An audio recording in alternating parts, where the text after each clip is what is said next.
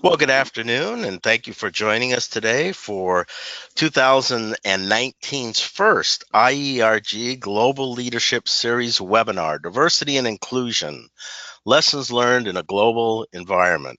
My name is Steve Walton, and I'll be your moderator for today. We have, I think, a great topic. There's been a lot of discussion today we see about diversity, but one of the things that many of us know working in a global capacity is by definition, these are diverse environments. And the key is not so much creating diversity, but understanding how we can maximize results within that environment. So we have a great panel discussion today on talking about ways that we can do that. Now we have a large audience, so everybody will be on mute and there will be an opportunity for questions at the end. We are recording this, and the recording and links to the recording and the PDF will be available following. I'd just like to take a moment and welcome our non-IERG guests. Thank you for coming. Just as a little background, IERG is an organization of international executives. We have all come together to support each other, share learning, share experiences, share connections. The thing that really holds us together is the fact that we have spent a large part of our career living and doing business in an unfamiliar country. And the thing about who we are as an organization, we consider ourselves passionate internationalists. This is how we define ourselves. We love living, working, studying, traveling, and experiencing the world around us. And so many of us come from very, very different backgrounds, but it is this passion for being an internationalist that brings us together. It's how we've chosen our lifestyle and what ties us together. So if any of you have interest in finding out more, there's a link down below at the bottom for IERG. Please log in and understand a little bit more about what we do and the kinds of things and the kinds of people we have.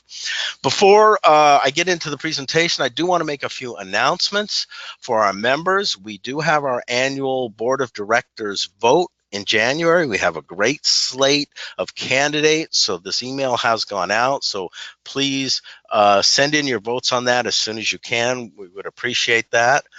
The other thing is on January 23rd, we have a great event in Chicago. Chicago's 8. They've done this now 8 times, this forum on international topics. And this one is Leading Globally, New Paradigms for Navigating Successfully in Today's World. Here's the date, and you can go on our website again and log in and get all the details about specifics and how to sign up for it. The other thing is on January 24th, we have our virtual chapter meeting, and this will be a special session that is focused on executives in transition, which presentation from 3 of our expert members. And virtual chapter is a chapter that we've developed that is growing for people who are unable to perhaps connect in a physical environment, but still is an opportunity for us to connect and share ideas no matter where we are at that time. And so we're going to look at some new technology, which I think will be cool to find out how we can help our interaction. And the virtual chapter is really gaining a lot of momentum, and they have 3 key initiatives listed below. So I encourage you members, find out more, sign up. If you don't have time to drive into one of your other physical chapters or you're not near one, get engaged. This is a great way to connect with other IERG members. And the final thing I would like to say a little bit about the Global Leadership webinar series. We've been doing this now about 5 years, and it's one of our most popular programs. It's a great venue because it's got content and discussion on the most important topics of international business and leadership today for our members. And it's an opportunity for leading global experts to share their expertise, their perspectives, their learning with the diverse and highly accomplished audience. So I share this with you. If any of you have experts, if any of you have topics, if any of you would like to come and make a presentation, please reach out to either Ruth or myself. We would love to have you participate in this. Okay, enough about that. Let's talk about our great presentation today, diversity and inclusion, lessons learned in a global environment. And there'll be three parts of this. Well, first, we have three speakers who will start with the challenge, what organizations are experiencing, the approach, and the strategy, lessons and things we can do, both that we've learned from success and failure. We have three really great speakers today. I'm very excited about this, and I appreciate them. And very briefly, it's Dr. Ted Cross from Phoenix, Arizona, who is professor and academic director of global management at Thunderbird University, and there is his LinkedIn address there. We have Kari Heistad from Boston, Massachusetts, who's CEO of Culture Coach International. And we have Denise Pirati Hummel, JD, from San Diego, California. So we have a great group here, and she's Chief Innovation Officer from Lead Inclusively. So having said that, I'd like to, Ted, let me introduce you. Thank you, Steve. I appreciate it. Glad to be here with everyone. We want to set some context here at the beginning. First, just a little bit about me. I'm Ted Cross. I am a clinical assistant professor of leadership and management here at the Thunderbird School of Global Management. We're very excited. We just got ranked last week at #1 by the Wall Street Journal in the International Business Specialty, so we're very excited about that. My background is that I lead all of our blended and online programs here at Thunderbird across executive education and degree programs, and in particular lead the Master of Applied Leadership and Management. Spent many years working in international contexts with specific expertise in Brazil, and I speak Portuguese and Portuñol, which is, part Portuguese, part Spanish. So that's kind of my background. On the next slide, what I want to do is go over a little bit about the different contexts that we're facing here in this epoch that we are in globally.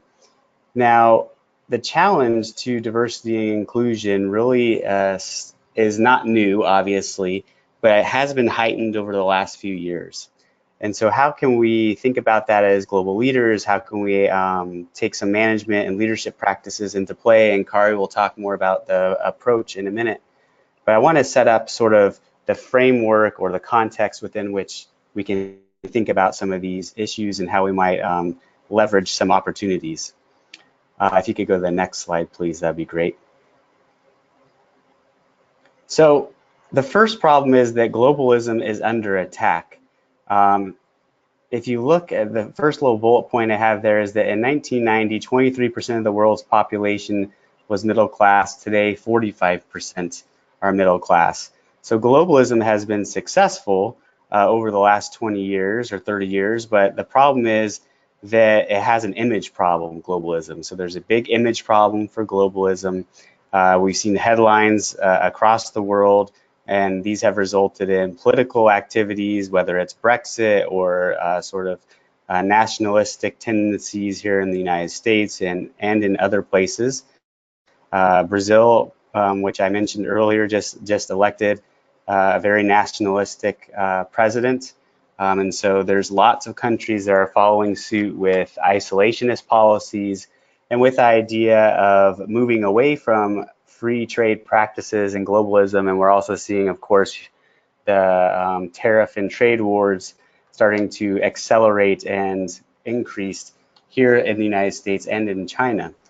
Now, why is this? If globalism has been so successful, which I'm only pointing out one statistic, but moving people from a lower class to the middle class in high numbers, why is it that globalism is under attack? And one thing I would want to argue is that it hasn't been a panacea for everyone. We've had unequal distribution of wealth, and that's what this graphic shows here. This is GDP per square mile. So you can see that The darker areas are the more wealthy areas, and the lighter areas have less GDP per square kilometer. And so we see this uneven distribution of wealth, and this is causing a reaction to globalism overall and sort of free trade practices in general.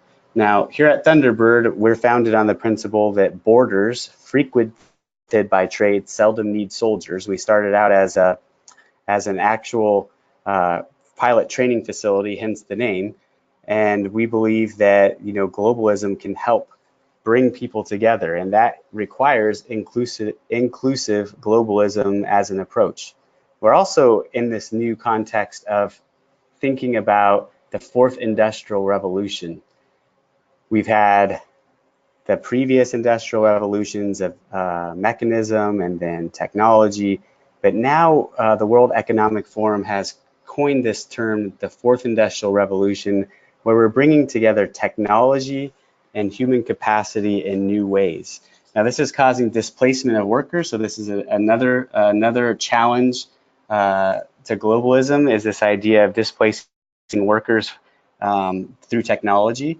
And what was interesting is one of the statistics about the future of work in this context is something like 60 to 65% of jobs that will exist in the next 5 to 10 years do not currently exist, and over 50% of the skills that people will need for those jobs are not currently in the education or training pipeline.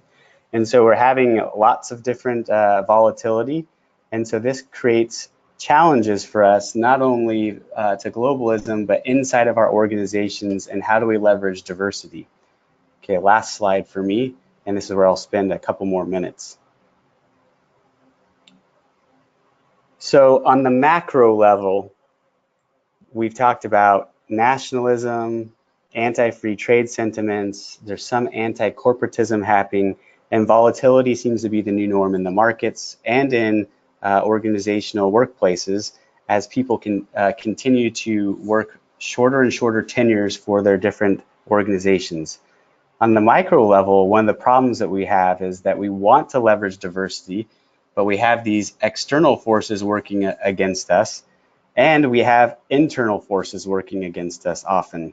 One of them is unconscious bias. This is the idea that we don't even know when we are being biased against others, and this can often lead to behaviors and unintended poor consequences of not leveraging diversity the way we should. As Steve mentioned, we're not really here to talk about how to create a more diverse environment, but rather how do you leverage the diversity and how can you be more inclusive in practice to create big wins and maximize results. Now, the first thing that I would argue is that we have to understand that much of the negative aspects or negative behaviors against diversity and inclusion are unconscious. And so many times, and Kari will talk a little bit more about approaches for solving some of these problems, but many times what we do as leaders in organizations is we may say, hey, we see a problem, we're not leveraging some of the diverse backgrounds or skill sets or diversity of person inside of our organization, and we will want to put together a training program to make everyone aware of that.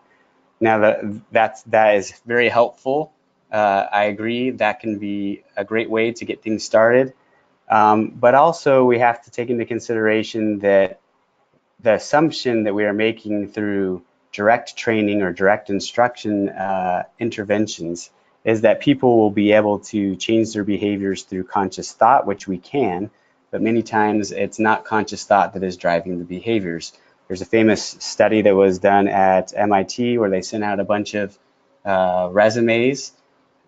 One batch had typical American names, and then one batch had typically African American names on it, and then they tracked to see how many responses or callbacks those different resume batches got, and they were surprised that of course the ones that had typical African American names were not getting callbacks at nearly the rate as the ones that had typical what they termed as American or Anglo-Saxon names. And so this was an unconscious bias. Some of it was overt bias, but a lot of it was unconscious bias. And the problem is that we as human beings, we use mental shortcuts or heuristics. These are sort of big rules that we use in our mind because our brains are cognitive misers. We find the path of least resistance and we decide that we will use heuristics or mental shortcuts to make decisions. One of these heuristics is often that we are typing people from previous experience, whether that's negative or positive. Of course, we've all heard about the halo effect. If we've had a good experience with someone, we're often likely to attribute good behaviors or good actions to them. There's also the opposite, the horn effect. If we've had previously poor experience with someone, we are more likely to attribute bad things to them. I remember I had a student one time that was always getting in trouble in class, and every time something went wrong, I automatically blamed it on Peter, even if Peter didn't do it, because Peter was my previous experience of being a disruptor. So we're assuming that behaviors come from conscious acts, and what I'm arguing is that most of our behaviors are coming from unconscious acts. We don't think about everything that we do. And so the first thing to bring to the forefront to leverage diversity in our organization is to understand a little bit more about unconscious bias and how the human brain works in decision making.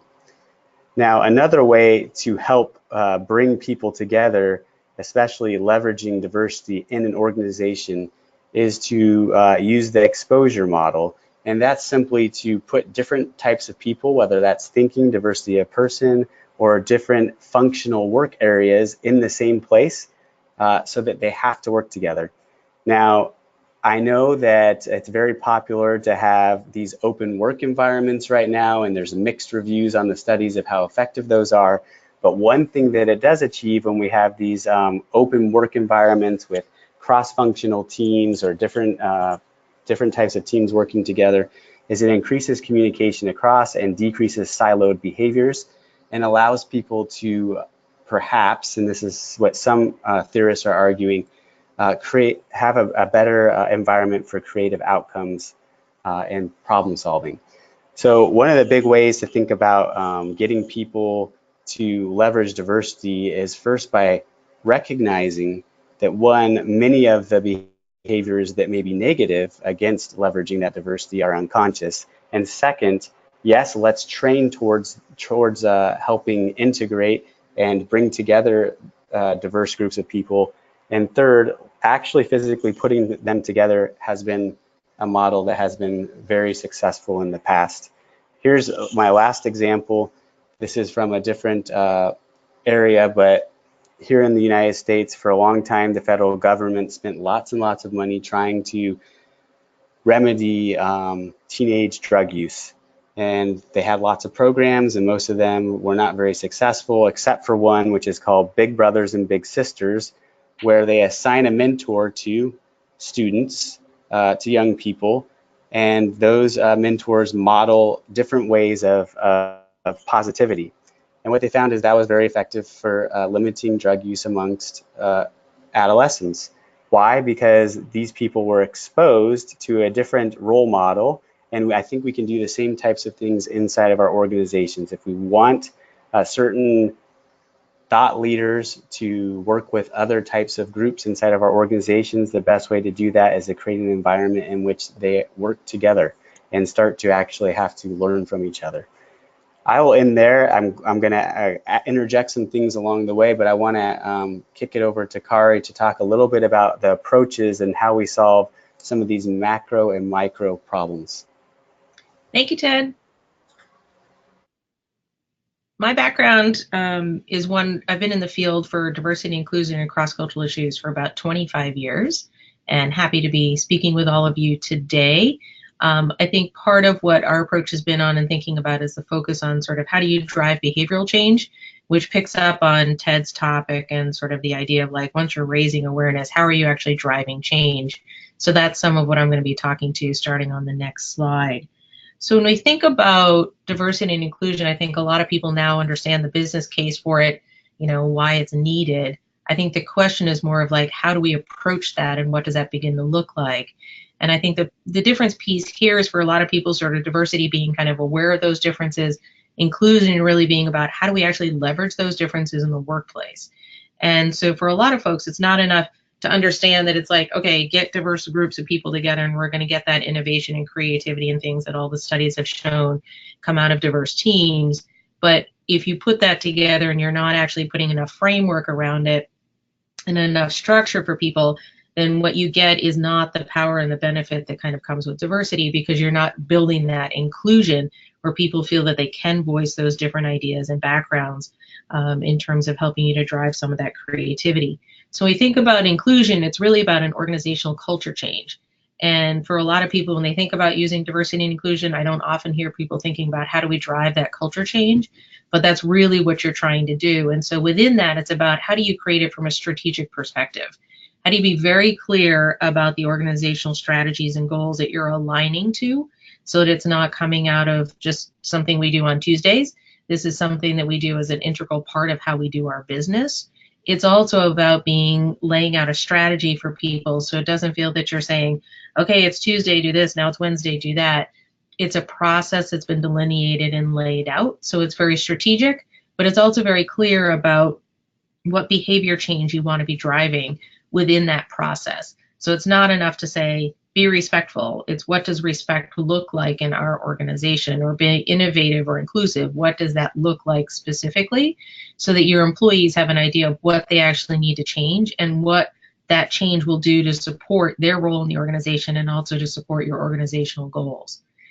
I think the last piece here is that it's really about also engaging senior leaders. And I think sometimes people say, well, my senior leaders are on board. I'm like, great. But how are they actually showing that to the rest of the organization in terms of talking about what you're trying to do, modeling that, making sure it comes up in conversations when whoever's driving the diversity and inclusion conversation in your organization isn't in the room. So that becomes, again, part of that organizational culture change in terms of what you're doing. On the next slide, we're going to talk about kind of the role of the mid-level manager. And this is where I see a lot of organizations are missing the opportunity to really embed this into the day-to-day operations of organizations. So we think about mid-level managers, they're key to your success. They're the ones that make things happen every day. And a lot of times what happens with diversity and inclusion strategy is you might say, okay, we're going to train everybody. Awesome. People have got awareness. Our senior leaders are involved, but we miss this huge group of people in the middle who are actually the ones that are going to help to drive that organizational culture change. And those are your mid-level managers. And so it's absolutely critical as you're thinking about this as a strategy and building on from what we see as best practices is how do you actually support those managers, some of whom may not feel very comfortable all of a sudden managing diverse teams that were different than what they were 10 or 15 years ago. And so they might pull back and not engage, or they might overreact. We've seen some things coming in the Bloomberg article here about Wall Street's now saying just avoid women at all costs in the Me Too era, which of course is not solving the problem. But if we don't give people support, then they tend to pull back, or they can pull back or overreact. So it's really about helping your managers to understand what the support is that they need from you, how you're going to give that to them, and how all this is really going to help them achieve their organizational goals that they're being held accountable for.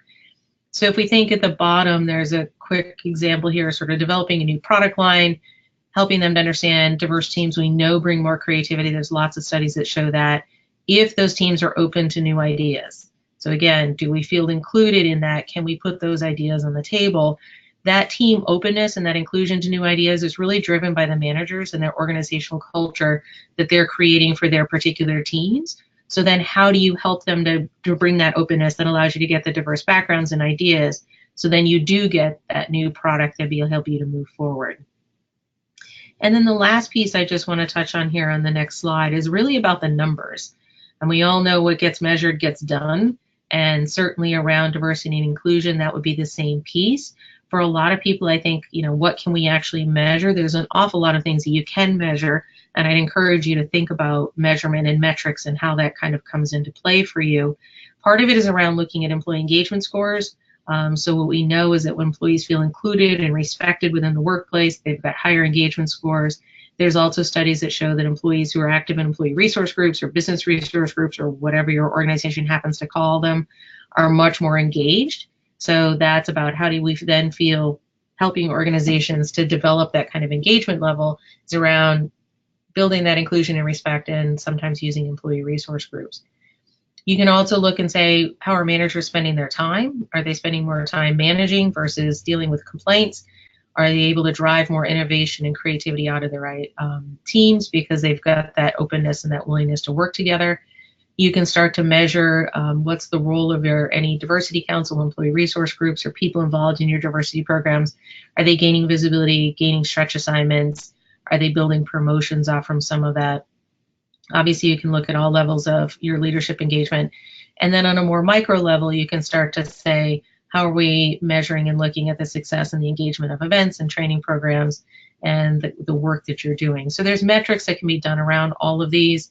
If people are interested, we have a diversity metrics model. I'm happy to send anybody afterwards if they want more information about that.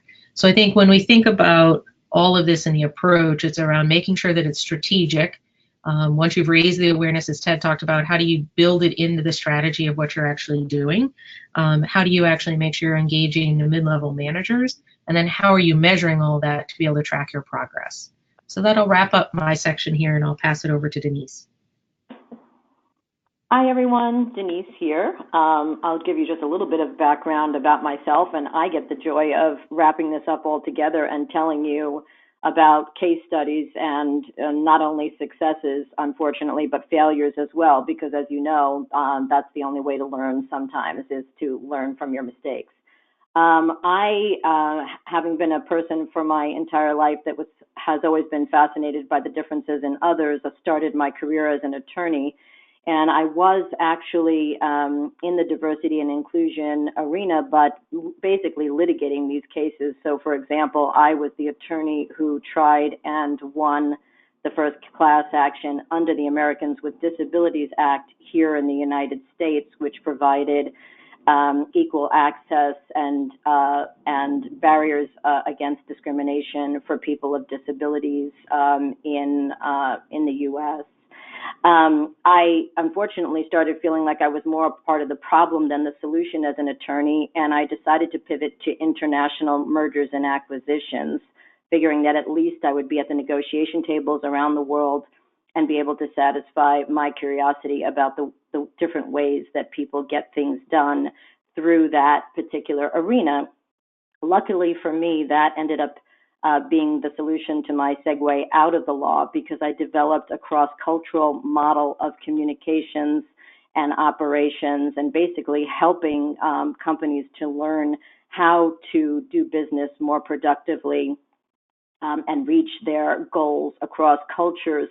And I founded a cross-cultural consulting firm that I scaled to 65 countries and sold to Ernst & Young.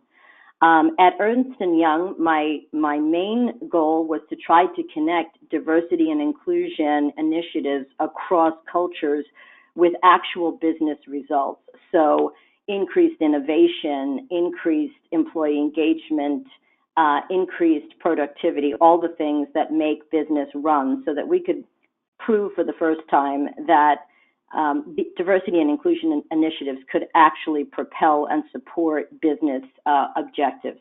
And I ultimately left Ernst & Young in order to do just that full time. So I am now the founder and Chief Innovation Officer of Lead Inclusively, and we are entirely focused on diversity and inclusion across cultures and how to use diversity and inclusion as a lever to increase business results. So in order to do that, we have to have a model of engagement, because as Kari said, and she said it so well, she said you can't succeed by doing XYZ on Monday and ABC on Wednesday in a sort of shotgun or scattered approach. You have to have a very strategic approach to getting things done. And that means you have to have a cross-cultural model, which in our case, the lower left-hand corner of your screen, you will see what we call the BMIA, which is basically the 6 different comprehension lenses that we look through whenever we are analyzing cross-cultural disconnects or communication or productivity. And you'll see those 6 lenses include national business behaviors, which is kind of the typical tip of the iceberg, that you want to make sure that you understand the traditions and the ways people operate based upon their individual culture. But that is just the tip of the iceberg. You also have to understand things like how they experience time, what the leadership and group dynamics are, which vary considerably from culture to culture, as all of you on this call know, and be able to understand any disconnects in process across cultures that might be impeding productivity, evaluating cross-cultural communications, and having a globalization strategy, meaning that you operate globally, but you also are conscious of the necessity to localize in certain situations. Now, as Steve said, and I thought he said it very well, that IERG is basically about passionate internationalists. Well, if you're a passionate internationalist, that means that you're, or at least you should be, focused on understanding your counterpart across cultures, both because it's the nice thing to do, but also because that's what promotes an efficient and productive relationship. So being able to collaborate in a way that's effective without judgment to achieve a certain goal. Now, that goal is going to manifest itself differently if your objective is negotiating to a certain end, or shared services, or sales, or team collaboration. But nevertheless, these 6 lenses must be visited in order to make sure that you have a comprehensive approach to productivity across cultures. On the upper right-hand side of your screen is what we call the 3 R's of inclusive behaviors: receptive, reflective, and revitalizing. And in brief, receptive is not only being accepting of the differences in others on your team, your clients, your customers, but also being curious about them so that you can engage in conversation and interactions in a way that demonstrates that you have not only an understanding and acceptance, but a willingness to hear more about people who operate and communicate and have beliefs that may be different than your own. Reflective is being conscious of your own biases. Steve and Ted touched upon the whole concept of unconscious bias, which we hear all the time in the American media, as well as now global media as well. But elevating unconscious bias awareness without bringing an understanding of what inclusive behaviors look like do not help our leaders. We have to be able to show them what these behaviors are, how they are manifested in everyday interactions, leadership, team involvement, and be able to support those behaviors when leaders are able to utilize them. And last, revitalizing really means being a shining example to our teams, to our organizations, about what inclusion really is, and empowering people to reach their highest talent within the organization, basically creating the global leaders of the future. So in order to bring this to life, I gave you 3 case studies so that I could in some way impart some of the lessons that we've learned. Some of these, as I mentioned, are successes and some are not. So in this particular case, I wanted to try to illustrate the importance of being strategic. And by that, I mean, you don't fix something until you know it's broken. So you have to assess whether you use our model or any other model available to you. Assessing before you go about trying to transform the organization in some way is critical. And then educate in terms of your leaders as well as middle managers and the rank and file, and then have strategies in place that will sustain. So I will go through these 3 case studies with you briefly, so in the hopes that I can bring that to life. In this particular case, this was a Fortune 100 technology company that contacted us because they were trying to enhance their leaders' ability to leverage cross-cultural differences to achieve innovation, increased employee engagement, and the like. So we conducted the training, but only after this cohort had completed an assessment. And I'll just note now, because it runs through as a theme, after many, many years, so over 2 decades, of having leadership and inclusion assessments that never yielded any improvement in business results, we finally moved to a model. And I will tell you right now, it was a hypothesis and nothing more. It was looking for next practices rather than relying on best practices. And we decided to test the cross-section between inclusion and innovation behaviors. And lucky for us, that proved to be the magical connection.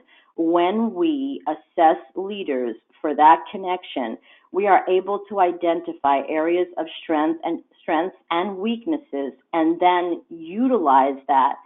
Again, localizing for geography at times, because leadership models have to change, but with the full knowledge that we are going to be able to impact with a certain result, because we have a baseline upon which to improve. The second very important lesson, and this is a success, followed by the third lesson, which was a fail, but led to incredible information and education for us in terms of our ability to serve our clients. The second case study is, we need to educate on the global behaviors that matter. People have limited amounts of time. We now know what behaviors matter. I touched upon some of them in that first slide. And when we focus on those behaviors, we are able to yield significant, not only softer results, but actual hard results in terms of profit and revenue increases. So in this case, we're permitted to tell you who the client was. It was FedEx, and they were experiencing difficulties selling into the Chinese market, basically due to low cultural awareness by their sales reps. And we were able to assess, we were able to change the specific behaviors that were lacking in terms of, these were Americans who basically were trying to sell to the Chinese the way they sold to the Americans. Obviously, for those of you who do business in China, you know that would never work. But long story short, we were able to increase the overall sales by 28%, increase of 35% in the number of sales representatives achieving quota, and an increase of 32% in the deal size. So as you can see, those are real results that happen when you are able to solve problems in a strategic manner. Again, our methodology is the BMIA, the Business Model of Intercultural Analysis, but other strategic models work as well. And lastly, in terms of being able to assess for the right things, train for the right things, the big learning lesson for us over the past several decades has been that even when we have those kinds of wins, we have had some difficulty sustaining the transformation. Very difficult lesson, and with a great deal of humility, and some very significant funding, we have finally, we believe, come across a solution. Again, it's not necessarily the only solution, but we are so happy where this is going. The case study basically was, it was a global life sciences company. They were experiencing challenges trying to integrate cross-cultural teams from all over the world. Great deal of difficulty brainstorming and getting innovation ideas and moving initiatives forward from a productivity point of view on these virtual calls and other virtual environments, as well as in person. And we were able to do, the assessment was great, the training was great, everything exactly the way we wanted it to go. But when we did post-assessment results, because remember, we're always trying to impact the baseline, we saw that behaviors had reverted almost to pre-training levels. Very, very disappointing. We ultimately decided that behavior habits are extremely difficult to change. That's not new news at all. We realized that the coaching that we were trying to do to sustain this work was expensive and not scalable for most of our clients. And so we are in development right now on an inclusion behavior change app that is using nudge technology, basically drip messaging in real time to address real behaviors and to be able to support the behavior change that we initially are able to effectuate. So this to me is, exciting beyond exciting, because we're now able to do something that we were never able to do before. So I'm going to turn it back over to Steve, because I think at this point he'll want to open up to questions. I do want you to know, and when you get this PDF of the presenters, that we have certain materials for you. You can do a demo of our learning management system, of our assessments, our automated in terms of a recommendations report and action plan. And I'll turn it over to you, Steve. Well, thank you very much. And if you'd like to ask the panel a question, you can type your question up into the question chat area, and I'll read those questions so the panelists can respond. I'll give you a couple minutes to Ruth, type while they're typing those up, I have a question. This is Steve. Great. To the panelists in here. And one of the things when it comes to the sort of the diversity that I believe is that, I'd like to hear the comments on this, is that I believe everybody comes in with certain blinders, some more than others. And the blinders are based on age and their gender and their culture. And we're all a creature of that. And so we all have different sort of biases, and we don't see things. This is a personal thing. Yet, at the same time, very few people admit this. Everyone thinks they are open, and they are not behaving in a way that is not accepting of others. How do you deal with this? I think this is one of the hardest challenges that I have, because everybody says, of course diversity is good, and I love diversity and I accept it, yet my behavior, and I'm not self-aware of it, maybe in the opposite way. So how is that an issue, and how do you deal with that? Ted, this is Kari. I'll put up there the fact that a lot of it is around having conversations with people about their personal filters, and the fact that what goes into our personal filter, we all have a personal filter through which we see the world, our background, our experiences, and all that type of stuff. And so I think when people begin to understand their personal filters, you then can say, how does that then impact some of the decisions that you make consciously or unconsciously? And I quite often will talk to people about sort of what's your brain going through and all the data that it takes in, but it only raises a small amount of that to your conscious brain. And so it's constantly going through filtering exercises in the background. So I'll joke with people and say, if people bought a new car, and then the next couple of days they start to see all these blue Toyotas, it's just like what they bought. The blue Toyotas were there before, but in your filter they weren't important, and all of a sudden now they are, because now there are people like you. And so that's just a quick example about people using filters to kind of what comes to our conscious mind and what doesn't. So I think a lot of times having conversations about filters helps people understand that it's not necessarily positive or negative. It's just the way that our brains work, and then how do you then raise that awareness about how's that impact interactions you're making in the workplace. And Steve, this is Denise. I just wanted to add one more thing. That the neuroscience is now pretty indisputable that if you have a brain, you have bias. And if the training is good training, whether it is, you know, done through a learning management system or live or whatever it is, it's going to start with elevating unconscious bias awareness, which is basically able to put their defenses down, because if,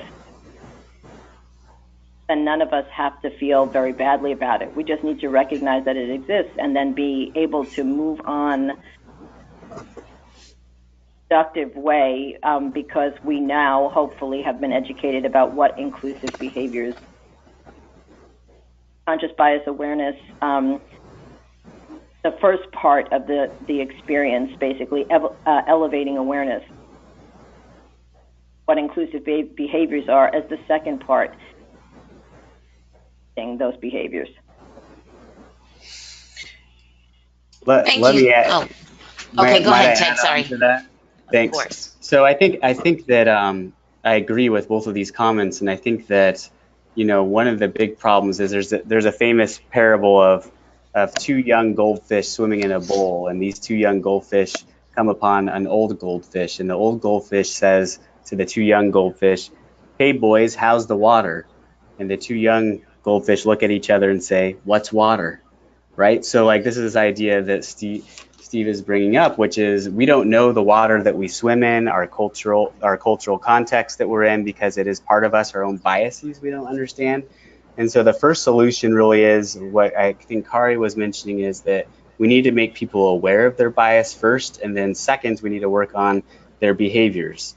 So the first way is to make sure that we make visual the behaviors that are biased, and we don't have to single people out, but we can do this in a group fashion.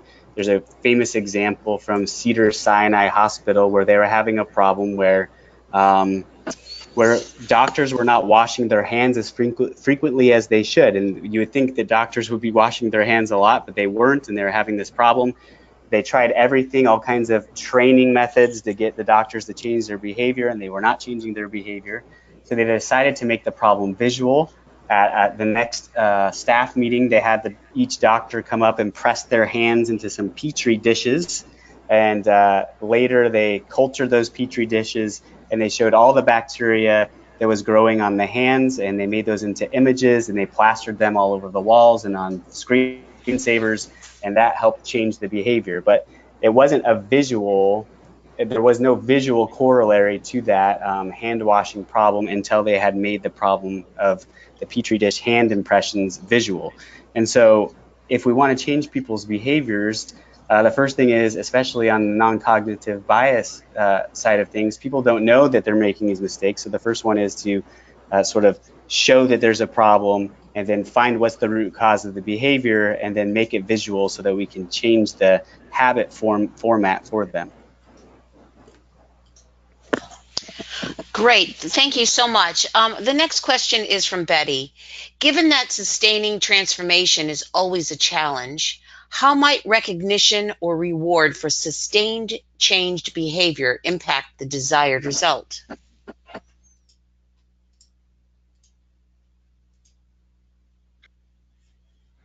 This is Kari. I will say part of what we find is the fact that when you're doing recognition and building things after sort of training program or something, it's important to do it in small incremental pieces to make sure that you're coming back to reward those small tips and tricks and things that you're changing.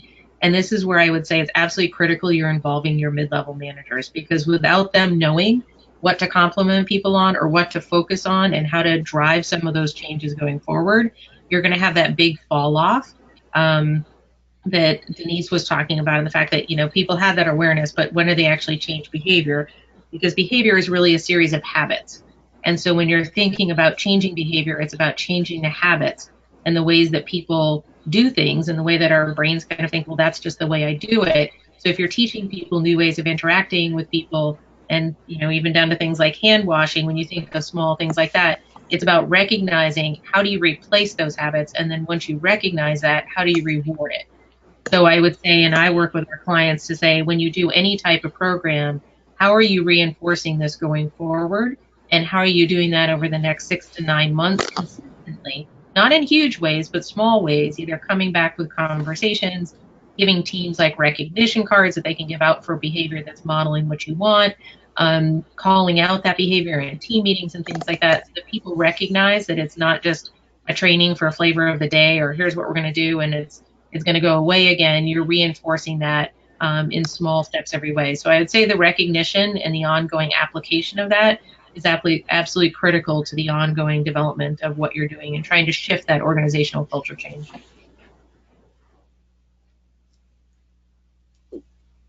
Great.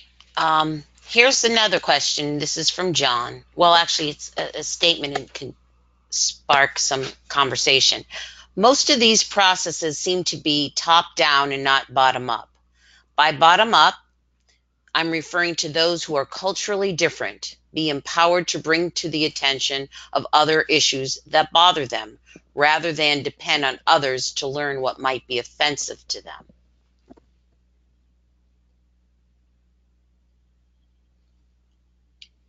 I can touch on that again. This is Kari, if somebody else wants to join in. Why don't you start, Kari? Okay. So I think this is a great example of a couple different ways that we can see this happening. One is people aren't going to bring up those aspects of what's bothering them or things like that if they don't feel respected and included. And so if they don't feel that they're being respected in the workplace, then they're probably not going to raise their hand and say, hey, did you guys know that this is actually really offensive? Or did you know that that doesn't work in my culture? Whatever that might be. So I'd say part of it is you need to drive that culture of respect and inclusion, so that people do feel that they can actually bring that up without fear of being excluded or that they're going to be, challenged on it or disrespected for it. I'd say the other piece where we see that kind of coming up is the formation of a lot of employee resource groups, which are very much, most of the time, employee driven. At least the successful ones I see. They're not top down. They're coming because a group of people say, I want to come together and be able to have conversations around this. And so we see a lot of engagement at that level. And that's where I see a lot of these types of conversations coming up is I'm in a group of people that are similar enough to me that I feel I can raise this issue, and then maybe that employee resource group brings that to the larger organization. So it's not just the responsibility of that one person to do so, but people aren't going to raise those issues if they don't feel they're respected and included within the workplace. So I think that's part of that critical first step. Great. Thank you for that. Here is one final question. Can I and just, can I, go right on, of course. Sorry. Go ahead. I just wanted to add two more points because I think, Kari, those were great points, and just two quick additional ones. One is cognitive related to cognitive diversity, and the other is related to cultural diversity. In terms of the cognitive diversity piece, a lot of individuals, in particular, life sciences, tech, the more scientific organizations, have a lot of introverts who are not going to be solving problems that way externally. They'll think about things and sort of mull them over and maybe even be able to function on a one-on-one, but not necessarily want to bring those to the forefront. There are also, privacy issues and other issues that would tend to isolate those people, either for organizational culture reasons, legal reasons, or other reasons. But the last is, from a cultural point of view, a huge portion of the world operates in terms of these issues as very, very private issue, that this would potentially create what we call a face issue, is the terminology that we often use, among certain cultures in Asia, where it would absolutely prevent this information from flowing up. So we tend to say top down because leaders have to walk the talk. They have to live and breathe this work and stand for it, so that those who are operating within the culture have the maximum chance to have a positive experience where they can be part of the inclusion process. But we do have to be aware that there are these cognitive and cultural differences that often can get in the way. Thank you for that.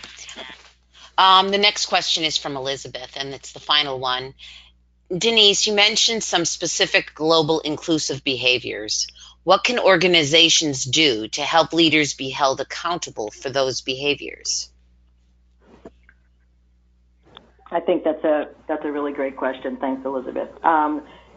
I mean, we always say people are what they measure. So one of the unfortunate realities of a lot of global companies is that they don't necessarily have KPIs or other performance-related objectives leaders about which they are measured. So and I have to be honest with you, it's kind of an art to establish performance KPIs in this area, and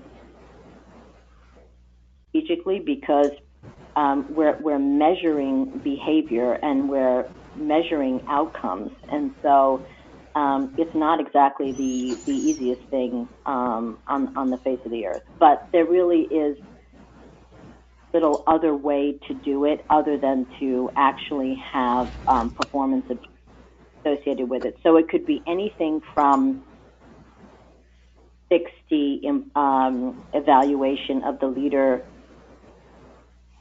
specific cross-cultural and or diversity and inclusion metrics associated with it, to leaders' ability to attract a diverse team, the perception of individuals on that team, to what kind of a team atmosphere that leader is able to perpetuate.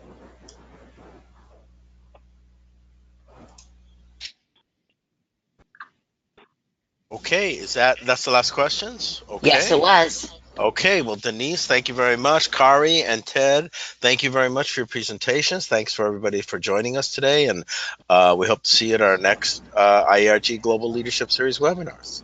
Everybody have a great day. Thank you all very much. Thanks, Steve. Thanks, everyone.